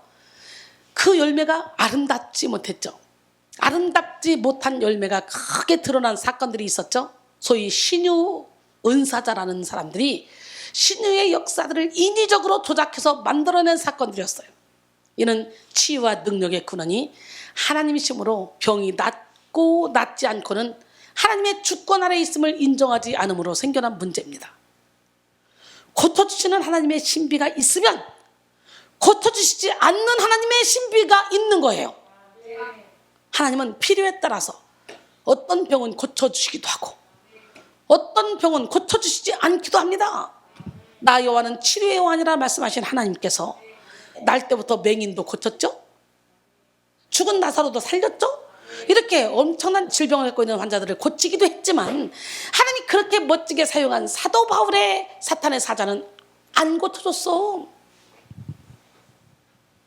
고린도서 12장 7절 10절 여러 계시를 받은 것이 지극히 크므로 너무 자만하지 않게 하시려고 내 육체의 가시 곧 사탄의 사자를 주셨으니 이는 나를 쳐서 너무 자만하지 않게 하려 하심이라. 이것이 내게서 떠나가게 하기 위하여 내가 3번 주께 간구하였더니 나에게 이르시기를 내 은혜가 내게 족하도다. 이는 내 능력이 약한 데서 온전해짐이라 하신지라. 그러므로 도리어 크게 기뻐함으로 나의 여러 약한 것들에 대하여 자랑하리니 이는 그리스도의 능력이 내게 머물게 하려 함이라. 그러므로 내가 그리스도를 위하여 약한 것들과 능력과 궁핍과 박해와 곤고를 기뻐하노니 이는 내가 약한 그때의 강함이라. 약할 때 강함 주신 하나님. 봐요. 고쳐주는 것도 하나님의 신비, 고쳐주지 않는 것도 하나님의 신비. 그러기에 우리는 최선을 다해 기도할 뿐 결과는 하나님께 맡겨야 돼. 아이고 뭐 신용은사다 그래서 기도했는데 뭐 고쳐지도 않네. 에이 이제 가짜인가 봐.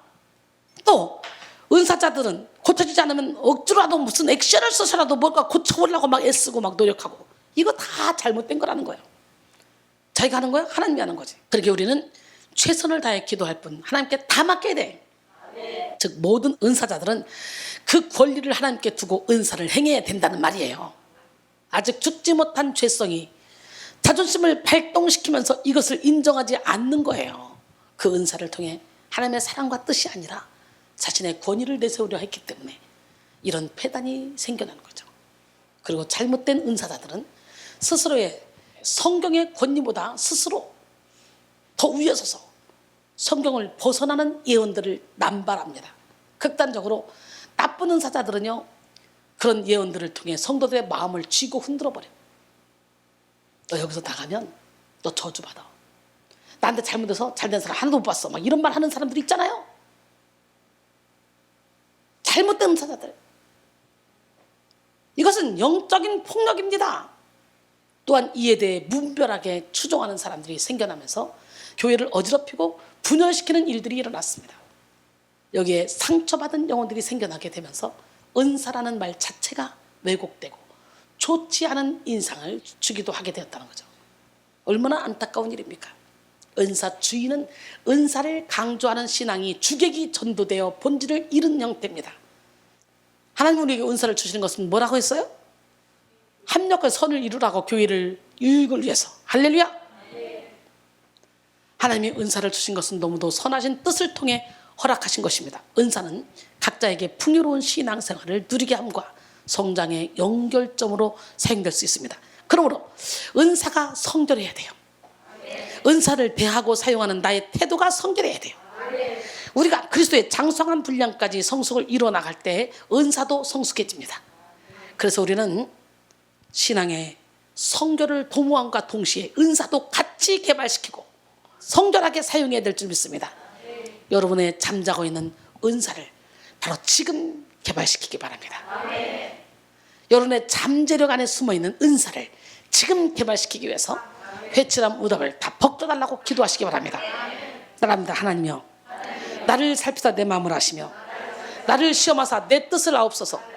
내게 무슨 악한 행위가 있나 보시고 나를 영원한 길로 인도하소서. 이 고백이 여러분의 고백이 되길 원합니다.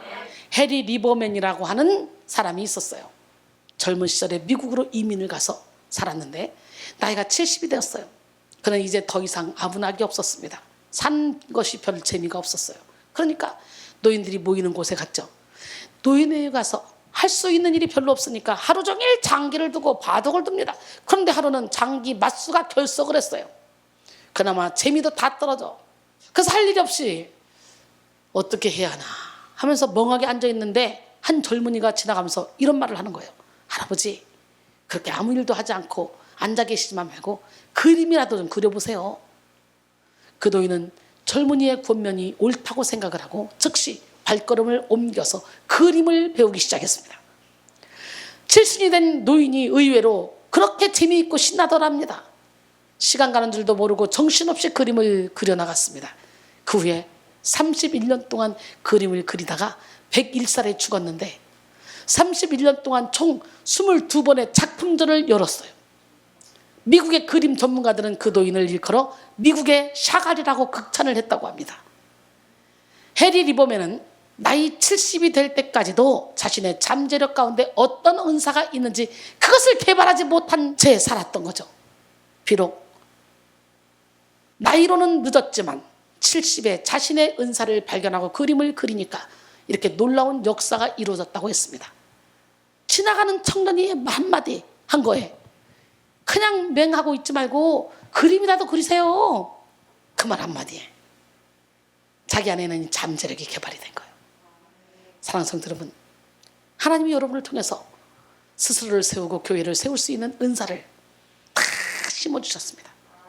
이 세상에 은사가 없는 사람은 하나도 없어요. 오늘 이 밤에 발견하시고 이미 받은 은사가 있다면 하나님 앞에 깨끗하고 거룩하게 쓰임받도록 그리스도의 장성한 분량을 채우는데 사용하시도록 여러분 자신을 주님 앞에 온전히 내어드리길 원합니다. 결론적으로 오늘은 승리를 위한 성결 5번째 시간, 은사의 성결이라는 제목으로 함께 은혜를 나눴습니다. 신앙생활을 하다 보면요, 구원의 은사 외에 각자 하나님이 나에게 주신 선물을 발견하게 됩니다. 이 선물은 선택적으로만 주어지는 것이 아니라 우리가 신앙생활을 풍성하게 영위하는 데 있어서 필수적인 것입니다. 은사의 성결을 위해서 우리가 가져야 될 태도가 있다 그랬죠. 은사는 내가 잘나거나 능력이 있어 주어지는 것이 아니라는 거. 은사는 성도와 교회가 그리스도의 장성한 분량에 이르도록 돕는 도구라는 거. 은사는 목적지가 아니라 연결점으로 인식해야 된다는 거. 그래서 성결하게 사용되어야 한다는 거. 할렐루야! 이렇게 쓰임받기 위해서 주님이 주신 내 안에 아직 발견하지 못한 은사가 무엇인가? 바로 지금 깨달으시고 주님 뜻에 합당한 성숙하고 성결한 은사로서 하나님께 영광 돌려드리는 우리 모두가 되기를 주님의 이름으로 축원합니다. 자, 우리 백성교회 찬양 함께 하면서 이 가사 속에 풍덩 들어가서 모든 회칠한 무덤을 벗겨버리고 어둠을 몰아내고 은혜와 진리로 말씀으로 채워서 예수님을 주인 삼아서 열매 맺는 삶을 사는 우리 모두가 되기를 원합니다.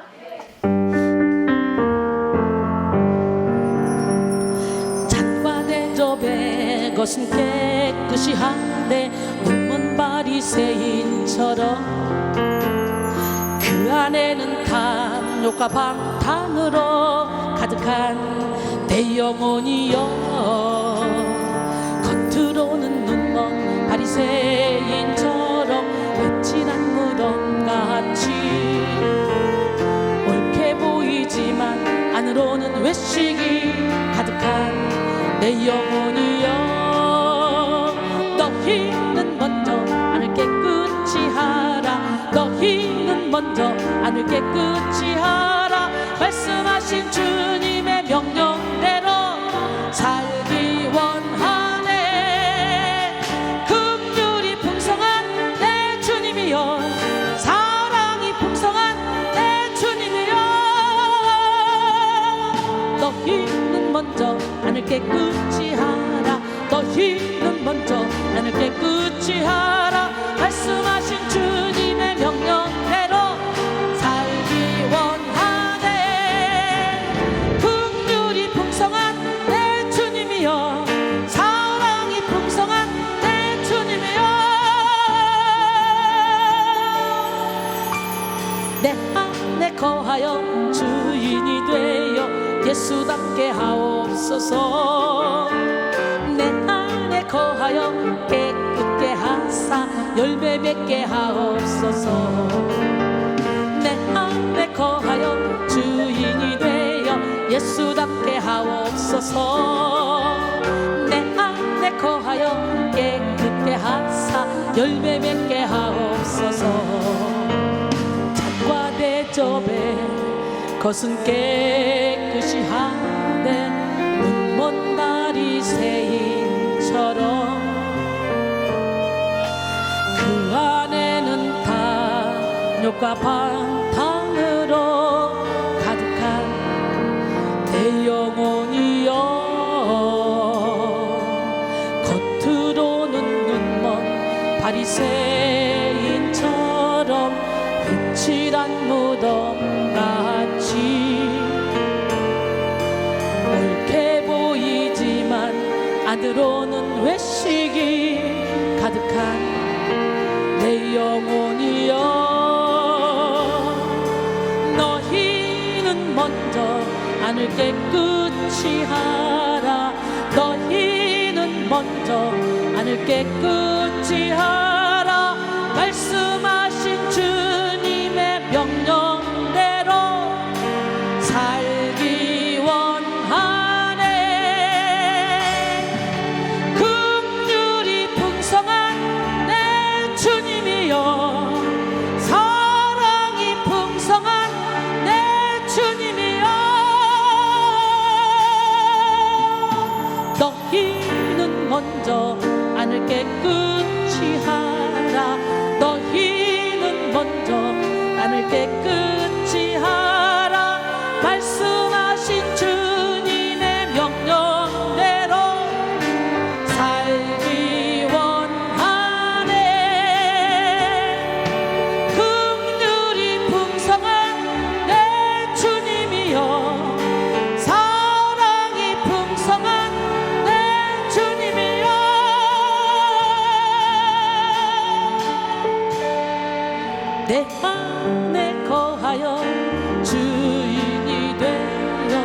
예수답게 하옵소서.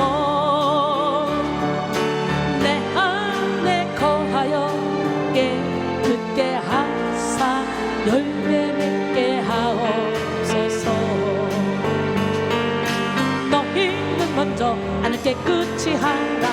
너희는 먼저 안을 깨끗이 하라. 말씀하신 주님의 명령대로 살기 원하네. 긍휼이 풍성한 내 주님이여, 사랑이 풍성한 내 주님이여, 내 안에 거하여 주인이 되어 예수답게 하옵소서. 내 안에 거하여 깨끗게 하사 열매 맺게 하옵소서.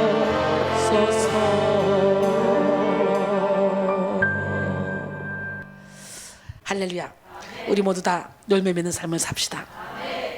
네, 하나님, 나의 기도를 들으소서.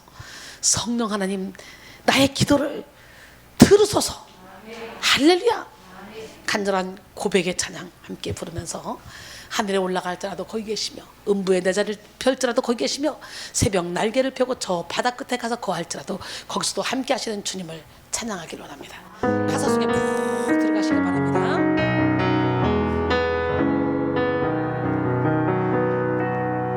내 하나님, 나를 들으소서. 성령 하나님, 나를 도우소서. 내 안의 모든 것 주를 갈망하니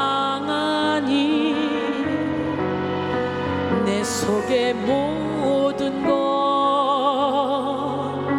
주만 바라니다.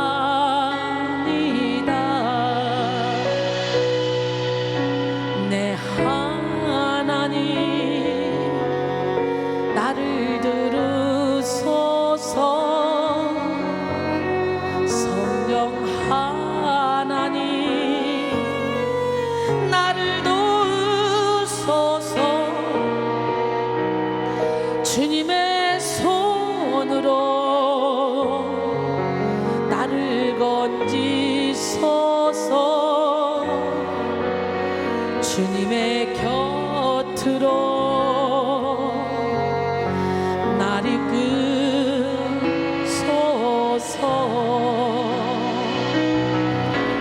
내가 새벽 날개를 치며 저 바다 끝에 거할지라도 내가 하늘에 올라갈지라도 주는 거기 계시며 인도하시네. 내가 새벽 날개를 치며 저 바다 끝에 거할지라도 내가 하늘에 올라갈지라도 주는 거기 계시며 인도하시네. 믿으십니까? 저와 여러분을 죄로부터 구원하신 하나님, 그 하나님은 이 시간에도 불꽃 같은 눈동자로 저와 여러분을 지켜보고 계시는 줄 믿습니다.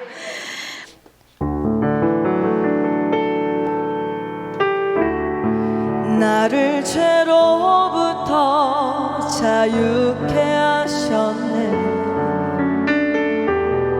시험을 이기고 승리를 얻었네. 갚을 수 없는 사랑으로 나를 채우시네. 할렐루야. 주 보혈 능력이 있도다.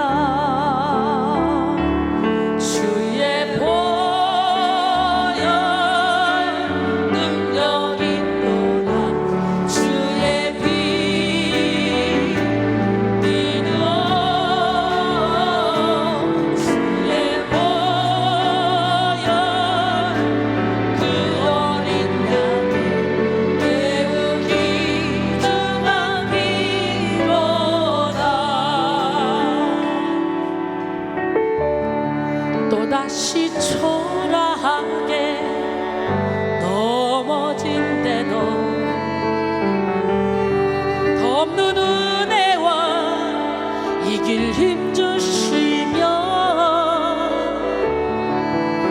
갚을 수 없는 사랑으로 나를 채우시네. 할렐루야. 주보혈 능력이 있도다.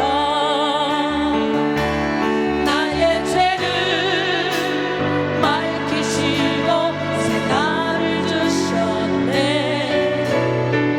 주보혈 능력이 있도다.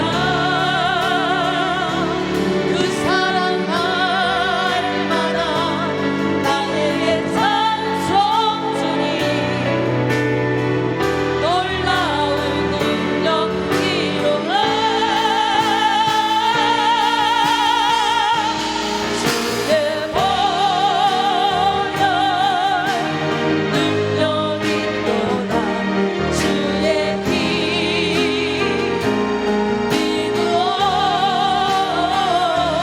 주의 보혈 그 어린 양의 매우 귀중한 피로다. 죄에서 자유를 얻게 하는 보혈의 능력. 주의 보혈 시험을 이기는 승리는 참 놀라운 능력이로다. 주의 보혈 능력이로다. 주의 피 믿으어. 주의 보혈 그 어린 양의 매우 귀중한 피로다. 육체의 정욕을 이기는 보혈의 능력. 주의 보혈 정결한 마음을 얻게 하는 참 놀라운 능력이로다. 주의 보혈 능력이로다. 주의 피 믿으어. 주의 보혈 그 어린 양의 매우 귀중한 피로다. 눈보다 더 크게 밝히는 것 보혈의 능력. 주의 보혈 부정한 모든 것 밝히시니 참 놀라운 능력이로다. 주의 보혈 능력이로다.